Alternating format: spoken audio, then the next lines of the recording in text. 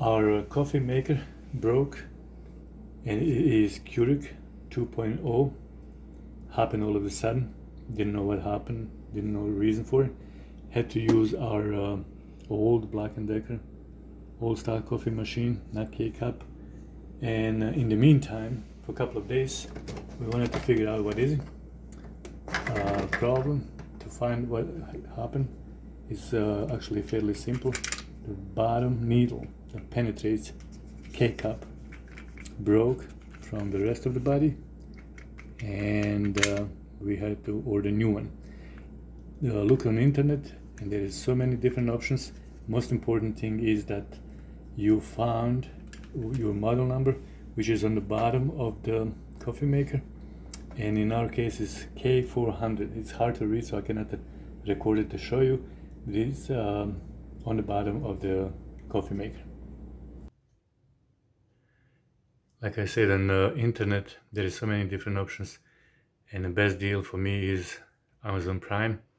I made sure that I have correct model number, and it is K400.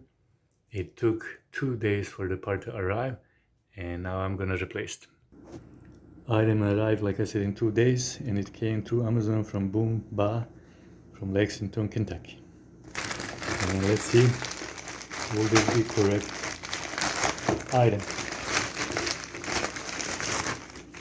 Nicely packaged, and I need to figure out how this works.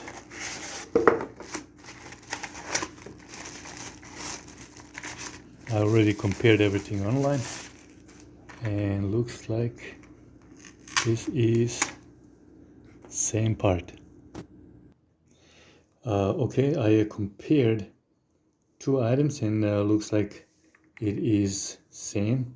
The part that broke is here, hard to see a little bit, but there is that needle that penetrates bottom, which you can see like a white little ring. Yeah, that's there, and looks like it will work. All I need to do is put it back in coffee maker. All replacement part came with a little tray, which we will exchange anyway. In the meantime, we rinse it off a little bit just for safety purposes, and replacement is fairly easy. Put it in, and actually it needs to go opposite, so that's a little mistake, and fits in right there. Now what we just need to do is make first cup of coffee and see how it works. We are ready to make first cup of coffee to try it out, and all we need to do is press it down. Pops right away. It's preheating.